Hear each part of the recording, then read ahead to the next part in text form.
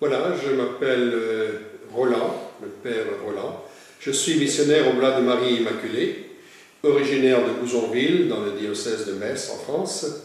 Et je suis missionnaire. Alors, il y a quelques jours, je proposais à un curé de Normandie une animation autour d'un missionnaire de sa paroisse qui est mort, qui a été tué, il y a tout juste 50 ans. Et il a dit, ah oui, ces gens qui s'en vont là-bas dans les pays lointains pour déculturer les peuples primitifs. Alors c'est peut-être une idée qui existe même chez quelques curés, mais ce n'est certainement pas comme ça que je vis la mission. La mission aujourd'hui, on est à l'ère de la mondialisation, et la mission, elle est mondialisée. C'est-à-dire qu'on ne s'expatrie plus beaucoup, pour la vie, comme autrefois. On a eu des générations d'hommes courageux qui sont partis pour toujours, ou pour très longtemps, pour de nombreuses années, pour porter la foi, comme on disait, à ceux qui avaient l'aspiration de vivre autrement, de vivre mieux, et qui ont eu du succès. Certains y ont laissé leur vie dans ce qu'on appelle le martyre. Et puis, aujourd'hui, c'est un peu différent. Et je vais dire pourquoi c'est différent. Alors, la mission à l'heure de la mondialisation, c'est une mission de partenariat. Nous sommes partenaires avec des chrétiens locaux qui, eux, sont leurs propres missionnaires. Qu'est-ce qu'on va faire avec eux? Eh bien, je vous dirai, pour ma part, j'y vais pour un travail d'encadrement et de formation, qui est toujours ponctuel. Mon domaine préféré, c'est le Vietnam, mais aussi le Laos, la Chine et l'Inde. Et donc, il y a là-bas des équipes qui appartiennent à la même congrégation que moi, les missionnaires au Blas de Marie Immaculée. Ils sont jeunes, ils sont dynamiques, ils sont nombreux, ils veulent réaliser la mission pour aujourd'hui, être témoin de cette bonne nouvelle dans des sociétés où elle est peu, mal reconnue, et ils demandent à ce qu'on leur donne un petit peu de savoir-faire.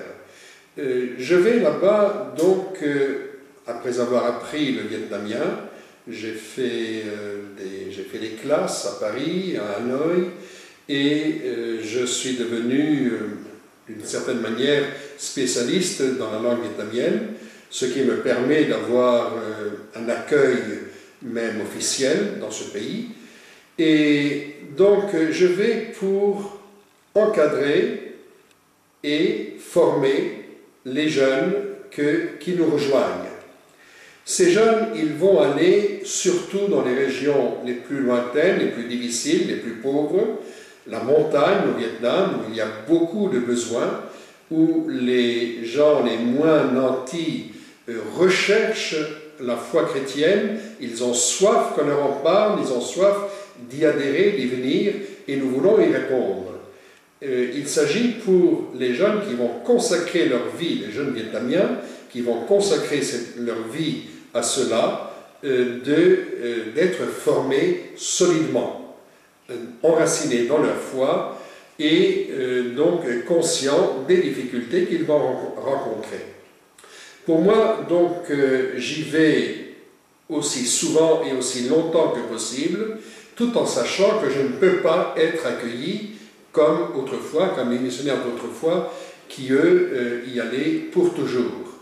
Aujourd'hui, ces États d'Asie notamment ne donnent pas de visa missionnaire, pas du tout. Ça n'existe plus. Et donc, il faut se débrouiller autrement. Mais dans une année, je peux passer 6 mois, 9 mois pour faire ce travail là-bas. C'est bien sûr un travail exaltant. Je dirais, je m'éclate si j'osais employer un mot un peu vulgaire, mais j'ai beaucoup de joie, beaucoup de plaisir, parce qu'il y a une attente, il y a un désir, il y a un besoin, et que si je suis sérieux dans mon apport, on me reconnaît comme tel. Et donc, Pour moi, le fait d'aller annoncer l'Évangile, c'est un travail tout à fait indirect. Je ne peux pas, moi, aller dans les villages de montagne. Ça créerait beaucoup trop de problèmes pour les gens sur place. Mais je peux y envoyer des jeunes qui sont motivés et qui vont faire un travail extraordinaire. Voilà, alors c'est tout simple. Ça peut continuer aussi longtemps qu'on a des forces pour le faire.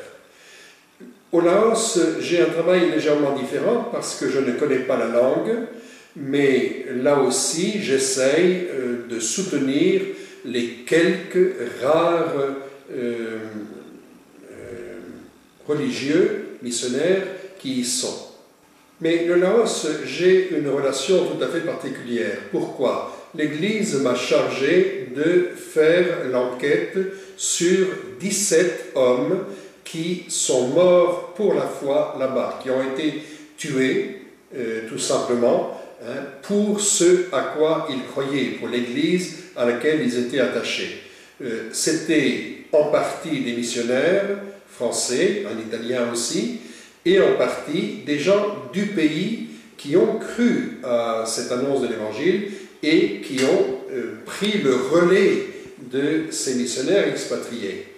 Ils sont morts entre 1954, c'était le moment de Dien Bien Phu, la bataille perdue par la France dans cette région, et les accords de Genève, et 1970. Donc j'ai moi-même pu lancer une opération de recherche historique assez importante. J'ai trouvé des documents, quelques milliers de pages de documents. J'ai retrouvé et, avec l'aide d'interprètes, interviewé des témoins directs, même la veuve de 2 de ces martyrs. Et donc, peu à peu, j'ai donc cherché à reconstituer la vie, la mort et le pourquoi de cette mort de ces hommes qu'on appelle maintenant les martyrs du Laos. Et l'Église du Laos attend de l'Église qu'elle les reconnaisse un peu plus officiellement. Pourquoi? Ils ont besoin d'avoir des pères dans la foi. Ils ont besoin qu'on reconnaisse que leurs origines ont été un don de Dieu pour ce pays. Ils ont besoin d'avoir des modèles de vie chrétienne. Aujourd'hui, le Laos est un pays qui est très difficile. Autant au Vietnam, la chrétienté est florissante, malgré les oppositions politiques et sociales. Au Laos, la chrétienté est toute petite, toute fragile, et donc elle a besoin sans cesse qu'on les encourage à aller de l'avant.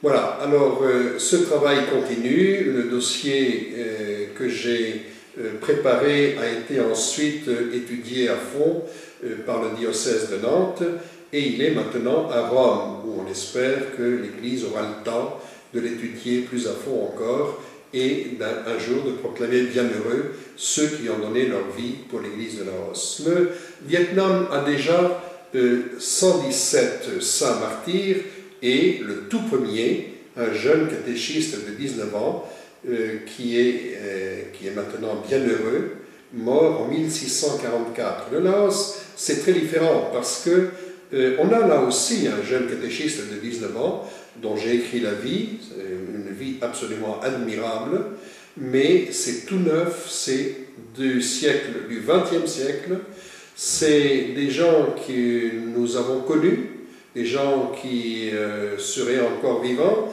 si on ne les avait pas tués à ce moment-là, et qui sont des figures lumineuses extraordinaires. Voilà pour le Laos, donc c'est un travail plus humble, plus caché, mais auquel je tiens beaucoup, et j'espère qu'il va produire beaucoup de fruits pour cette petite église méconnue, je dirais presque méprisée, mais qui existe et qui veut vivre.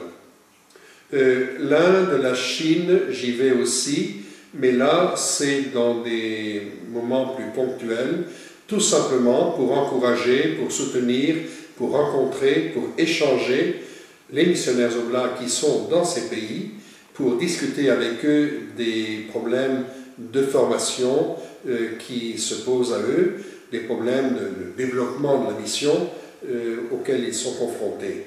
Et donc je leur apporte un tout petit peu de mon expérience pour les aider à aller de l'avant.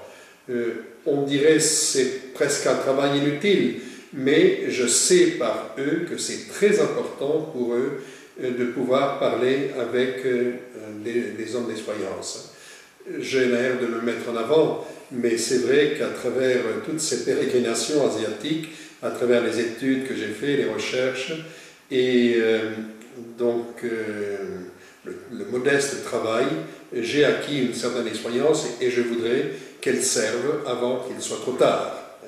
Bien sûr, je ne suis pas tout jeune, mais la question de l'âge est tout à fait secondaire.